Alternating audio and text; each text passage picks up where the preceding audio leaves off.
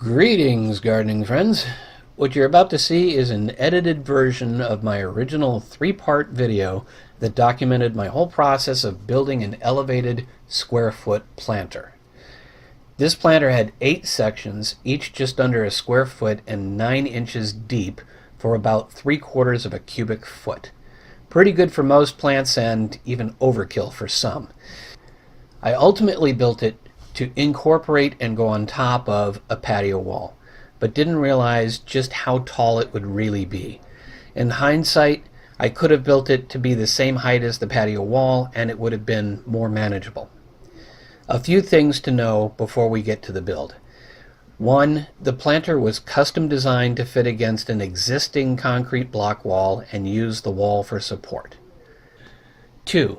There are only 2 legs in this build, but 2 more can be built pretty easily, and I'll add some details in the wrap-up at the end of the video to explain how to add them if you want a freestanding raised planter. 3. When I originally designed this planter, I just wanted it to match the level of the wall, but with the depth on top of the wall, I had to build a set of steps to stand on to tend to my plants. I'm almost 6 feet tall, so unless the height meets your needs, you'll probably want to shorten the legs. In short, there are 3 parts to this design: a table, a skirt just below the top of the table, and a 4-sided box that effectively slips over the table and sits on the skirt. So now what I'm going to do is I'm going to start building the actual table. And so what I've done is I've taken one of the 4-foot wide, what I was calling the horizontal supports. And I don't know how well I can show you this. I've got a couple of pencil marks in there. Basically what I'm going to end up doing here is there's actually 2 kinds of horizontal supports, but we've got this which is going to run along the wall, not exactly in this position, and then I've got the other 2x4s which are going to run perpendicular to that. And if you can imagine this, but then if you can imagine if I pick it up this direction and stick it out over the wall, that's kind of what I'm going to have. So I've just basically mounted this at the top of the wall because it's going to be really easy to actually screw these pieces together. Okay, well, this should take a little bit less imagination now.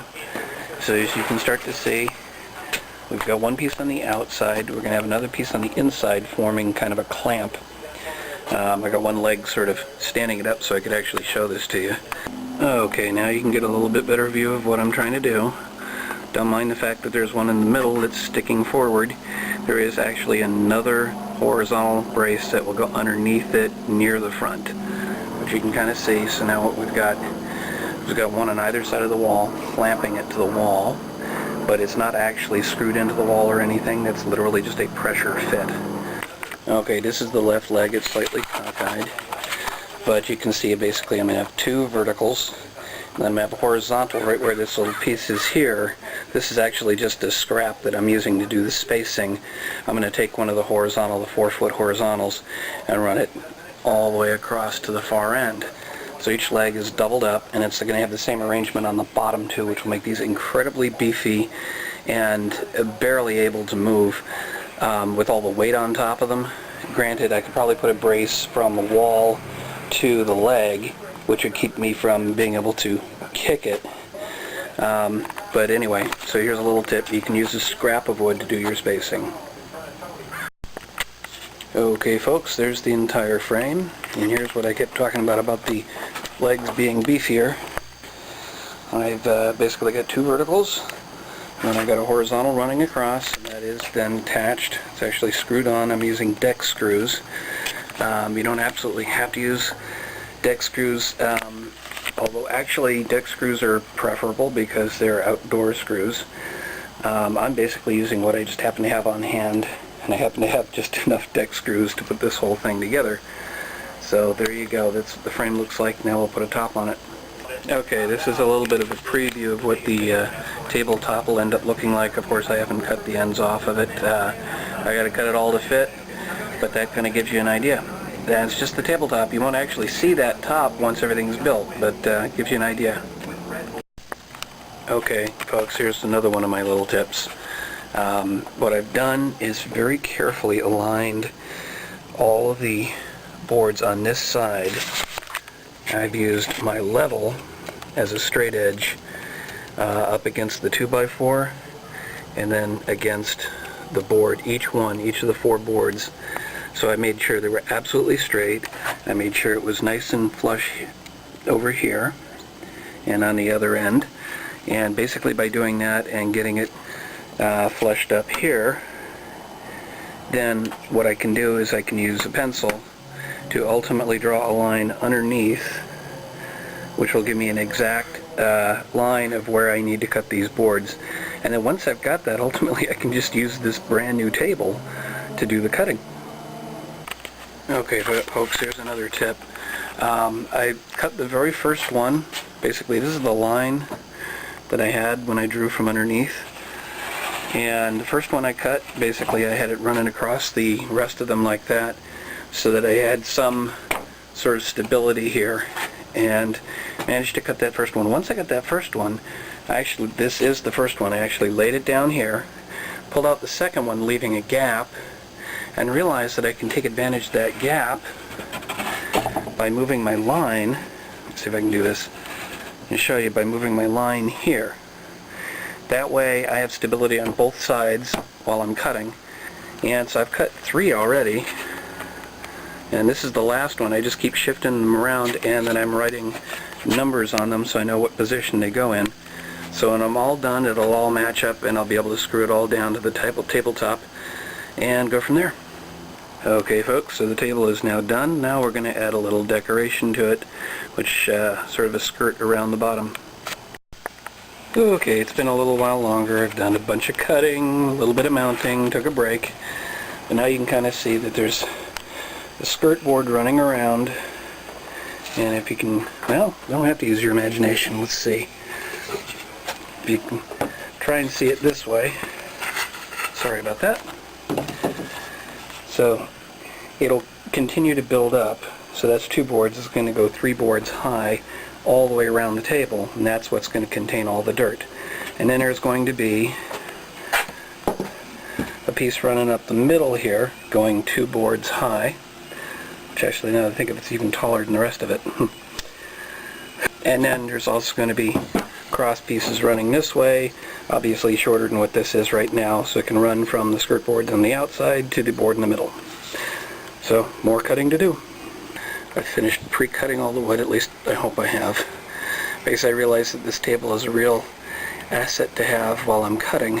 Well, let's kind of go through the pieces and sort of give you an idea what's going on. Now these are the front and back pieces, much like the skirt board on the front here. And there's also a corresponding piece on the back already. So I got 4 of these left. They're basically going to come up, 1 more here and then 1 more on top of that. These are not just 48 inches, but 48 plus 5/8 on each side to account for the 5/8 for the side pieces. These are the side pieces. I've mounted 1 more up there, so there's 2 of them on the right, and there's only the 1 for the skirt on the left. So I've got 3 pieces remaining to go up.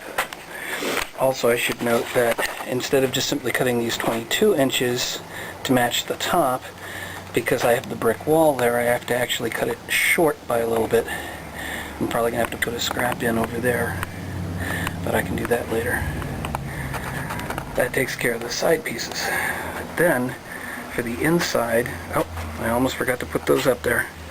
We got 2 more. These are actually 48 inches. These are going to run right down the middle along this particular line.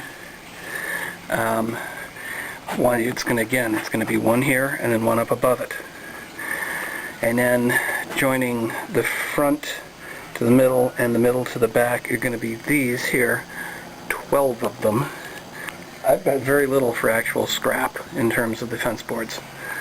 Finally, in order to actually join the fence boards together at the upper levels, I need these, which could be 2x4, but actually I had a 3x4 remaining, so rather than running out, I'm basically going to put them like that. Okay, I've got the first level of the skirt around on the back and on the sides. Then I'm going to do the rest of that, and then I'll start filling it in and come up the front. You can kind of see the internal structure, what I'm doing here. So I've got these cross pieces This will continue to build up. And I still haven't done the front, but I'm figuring that I didn't put the front panels on because it'd be a lot easier to put all of that in without the front panels, and I'll just put them on last.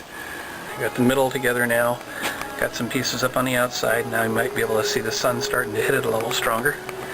Anyway, so now I'm going to try and assemble the front and give you a few pictures as I go. So no sooner did I get started than I realized a bit of a problem.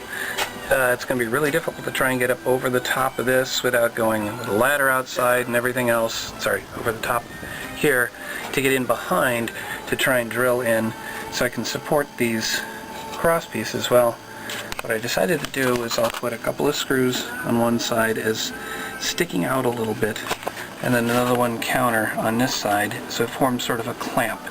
Ultimately, these will be screwed into the front piece, but that just sort of creates a clamp so it won't move around.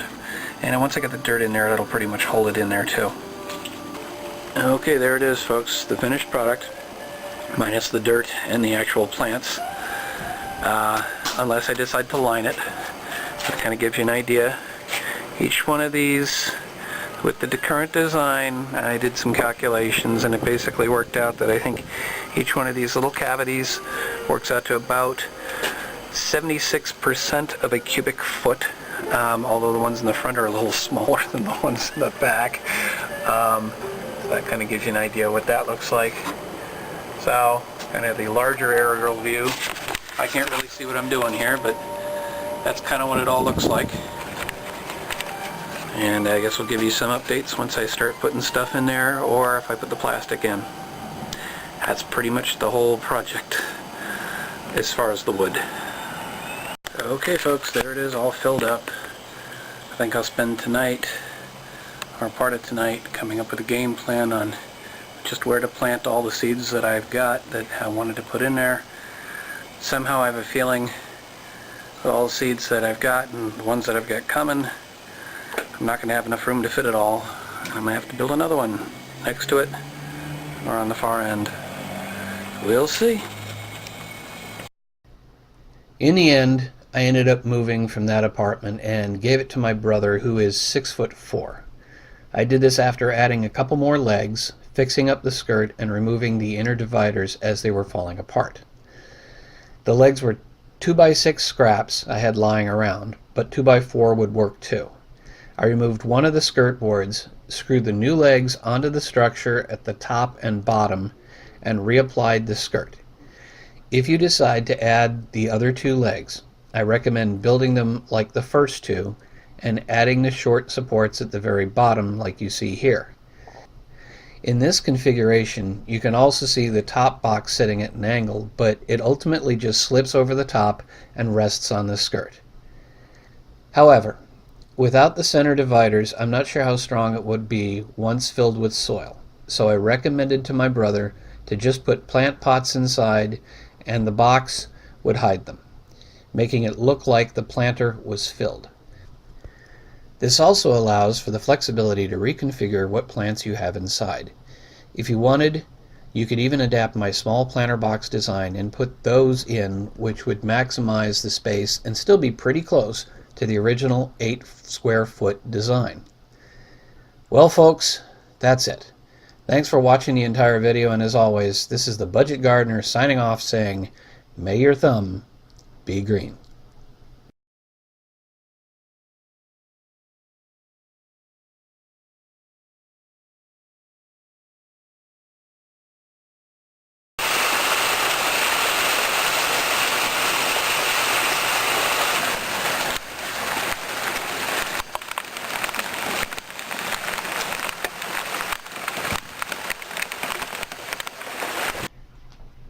Hey folks, thanks for watching. I know it was a long one, but thank you for watching all the way through. It was certainly a lot shorter than the original 3 videos.